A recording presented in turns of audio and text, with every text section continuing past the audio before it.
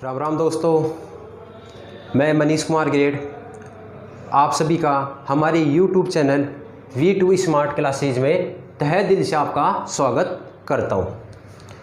आप सभी को जैसे पता है कि राजस्थान पुलिस ने अपनी एग्ज़ाम डेट कांस्टेबल की उन्होंने अपनी एग्ज़ाम डेट घोषित कर दी है। एग्ज़ाम डेट अपनी 6 नवंबर 2020 उन्होंने घोषित की है। जहाँ तक लगता है ये एग्ज़ाम इसी डेट से प्रारंभ होने वाली है। इसी चीज़ को ध्यान में रखकर हमारे YouTube चैनल ने आपके लिए महिला एवं बाल विकास से संबंधित एक स्पेशल क्लास आपके लिए उन्होंने चलाई है। क्योंकि अब की बार राजस्थान पुलिस ने हमारे सिलेबस में एक नया टॉपिक उन्होंने ऐड किया है। उस टॉपिक का नाम क्या है? महिला एवं बाल विकास से संबंधित कुछ अधिनियम।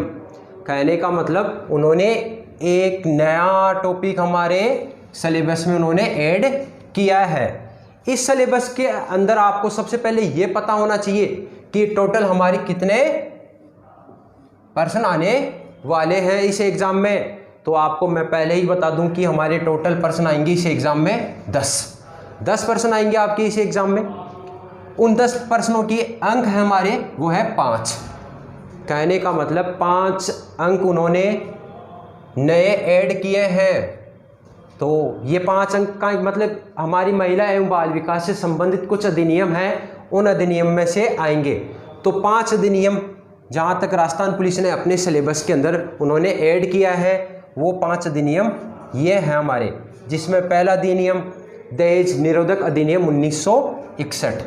यह अधिनियम सन 1961 के अंदर बना।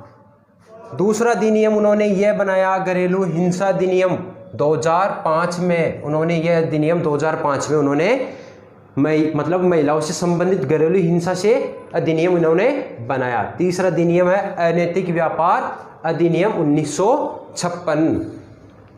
चौथा अधिनियम है कार्यस्थल पर यौन जो कार्यस्थल पर जो महिलाएं काम करती है उनसे संबंधित उनको रोकथाम के लिए उन्होंने अधिनियम बनाया 2013 के अंदर।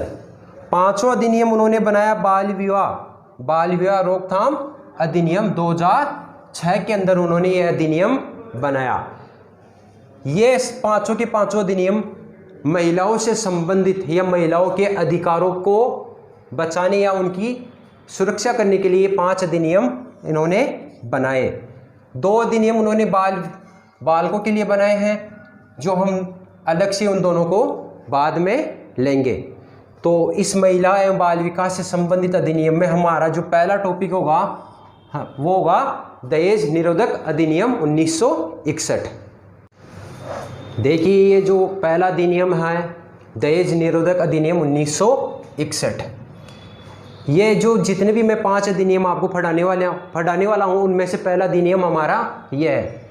तो ये 5 अधिनियम हमारी जितनी भी बहनें हैं उनके लिए है, जिनको ये लगता है कि उनके पास कुछ भी पावर नहीं है, कुछ भी उनको अधिकार नहीं है। तो उनको मैं ये पहले बता दूं कि आपके पास असीमित आपके पास पावर है।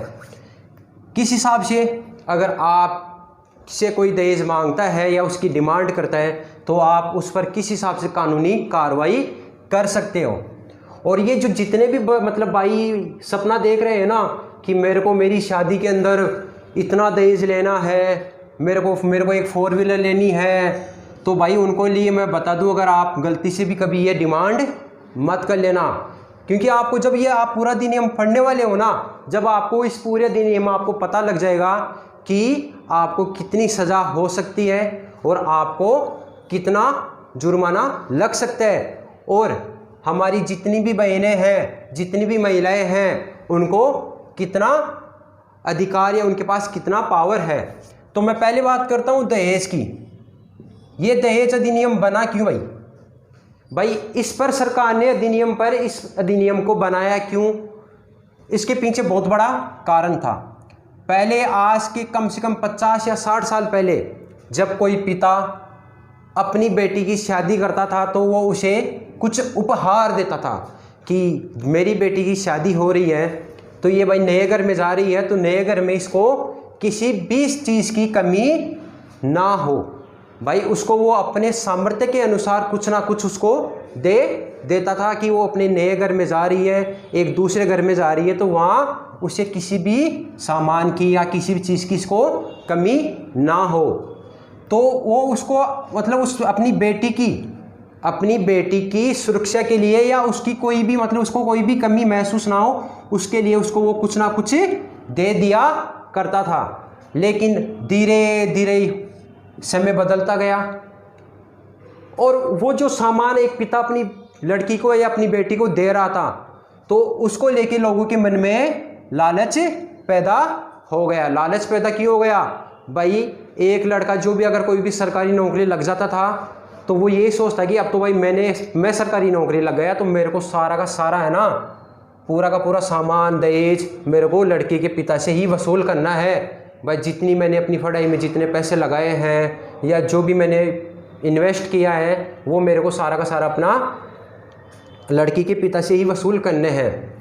ये जब अधिनियम बना 1961 में, मतलब ये अधिनियम राज्य मतलब कि भारत सरकार ने कब बनाया? 1961 में बनाया था। तो उससे पहले कुछ अधिनियम और बने थे, उन पर भी हम चर्चा कर लेते हैं। इस पर सबसे पहले अधिनियम बना सबसे पहले इस पर एक सिंध लेती देती अधिनियम 1939 बना। मतलब दहेज निरोधक अधिनियम 1961 से पहले एक अधिनियम और बना। उस अधिनियम या उस कानून का नाम क्या था? सर्वप्रथम कानून सिंध लेती देती अधिनियम 1949। दूसरा अधिनियम, इसके बाद में इस पर कानून बनाया बिहार ने। इस बिहार का मतलब बिहार जो राज्य है ना उसने इस पर क्या बनाया? एक अधिनियम और बनाया। उसका नाम क्या दिया उन्होंने? बिहार दहेज अधिनियम 1950। मतलब इस पर दूसरा कानून बिहार राज्य ने बनाया। बिहार राज्य के बाद में आंध्र प्रदेश सरकार ने इस पर 1958 में कानून बनाया। लेकिन आपको मैं फिर से बता दूं, ये जितने भी कानून बने ना ये तीनों कानून राज्यों के ऊपर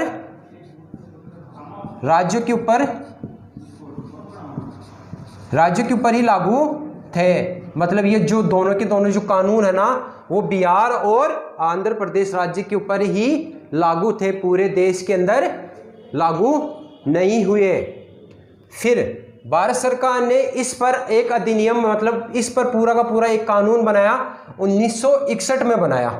अब ये जो कानून बनेगा किस तारीख को बना, लोकसभा में कब ये पेश हुआ, राज्यसभा में कब पेश हुआ, इसकी पूरी की पूरी डिटेल मैं आपको अब बता रहा हूँ।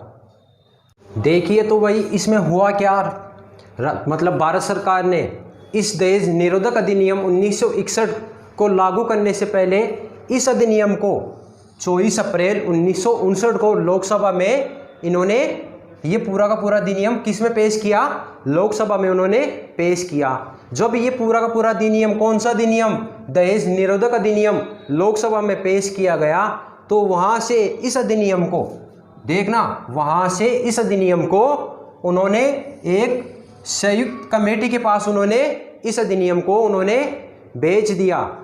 लोकसभा ने क्या किया, इस पर कानून बनाने के लिए इस अधिनियम को किसके पास भेजा? एक कमेटी के पास उन्होंने इसको भेज दिया। उन्होंने बताया कि इस अधिनियम पर जो भी कानून बनेगा वो कानून कौन निर्णय लेगी? ये कमेटी इस पर निर्णय लेगी कि इस पर कानून बनाया जाएगा या नहीं बनाया जाएगा। चलो कोई बात नहीं, उन्होंने इस कमेटी के पास ये अधिनियम कौन सी दिनांक को भेजा? 24 अप्रैल 1959 को। इस कमेटी ने क्या निर्णय दिया कि हाँ भाई इस पर तो कानून बनना ही चाहिए। कानून बनना चाहिए तो 6 से लेकर 9 मई तक 3 दिन तक प्रथम बार मतलब पहली बार पूरे भारत में पहली बार संसद का एक संयुक्त अधिवेशन बुलाया गया। किस बात को लेके मतलब उन्होंने ये पहला जो अधिवेशन है ना संयुक्त अधिवेशन, ये किस बात को लेके बुलाया गया? दहेज निरोधक अधिनियम पर कानून बनाने के लिए ये एक अधिवेशन उन्होंने बुलाया। यह अधिवेशन 3 दिन तक चला और 3 दिन तक चलने के बाद में इन्होंने इस अधिनियम को उन्होंने मंजूरी दे दी कि इस अधिनियम पर तो ये कानून बनना ही चाहिए। चलो भाई ठीक है, 20 मई 1961 को यह कानून हमारे जो भी मतलब देश के राष्ट्रपति थे ना, उन्होंने इसको मंजूरी दे दी कि 20 मई 1961 को उन्होंने इस पर मंजूरी दे दी। और आपको पता होना चाहिए कि जब राष्ट्रपति किसी भी अधिवेशन या अधिनियम पर अपनी मंजूरी दे देता है, वो अधिनियम उसी दिन से लागू हो जाता है। तो अपने एग्जाम राजस्थान पुलिस में प्रश्न यहाँ से भी पूछा जा सकता है आपको कि ये अधिनियम किस तारीख को लागू हुआ। तो ये लागू तो कब हुआ था? 20 मई 1961 को। याद रखना, ये चीज़ आपको याद रखनी है कि ये अधिनियम पूरे देश पर, या ये अधिनियम, ये कानून कब बना? 20 मई 1961 को। दूसरा प्रश्न आपका यहीं से बन जाएगा भाई इस अधिनियम को, जब ये दहेज निरोधक अधिनियम बना तो ये लोकसभा में कब पेश हुआ? तो आपको पता होना चाहिए ये 24 अप्रैल 1959 को लोकसभा में पेश हुआ था।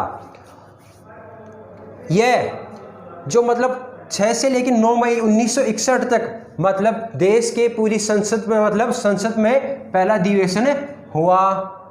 20 मई 1961 को इस पर कानून बन गया। मतलब ये हमारे देश में कब से लागू हो गया? 20 मई 1961 से। ठीक है, ये पूरे देश में लागू उन्होंने कब किया इसको? 1 जुलाई 1961 को पूरे देश में लागू हो गया ये अधिनियम। लेकिन उस टाइम में जम्मू कश्मीर को एक विशेष अधिकार होने की वजह से यह कानून कहाँ लागू नहीं हुआ? जम्मू कश्मीर में लागू नहीं हुआ था। लेकिन अभी 2019 में 31 अक्टूबर 2019 में जम्मू कश्मीर पर भी यह कानून लागू हो गया। कहने का मतलब यह है कि यह जो दहेज निरोधक अधिनियम पूरे देश में लागू है। अधिनियम में टोटल हमें 10 धाराएं पढ़नी है। मतलब इस पूरे दहेज निरोधक अधिनियम में टोटल 10 धाराएं हैं। वो 10 धाराएं हम आपको अगली वाली जो कल हमारी जो क्लास होगी उसमें एक एक धारा को लेके मैं आपको पूरी की पूरी डिटेल से बताऊंगा कि कौन सी धारा में क्या प्रावधान है, क्या प्रावधान नहीं है। ये जो 10 धाराएं अपनी ये जो आपको कल पढ़ाई जाएगी अगली वाली क्लास में। अंत में आपसे एक ही चीज़ बोलूँगा, अगर आपको ये मेरा जो वीडियो है या हमारी यूट्यूब का जो मतलब वीडियो हमने जो बनाया है, अगर आपको ये अच्छा लगा, अगर इसमें आपको समझ में आया तो आप इसे लाइक और शेयर ज़रूर कीजिए। अगर आपको फिर भी इस पूरे अधिनियम को लेके कोई भी डाउट है तो आप अपने सवाल हमारे कमेंट बॉक्स में उसमें आप डाल सकते हो, आपको उसका समाधान वहाँ मिल जाएगा।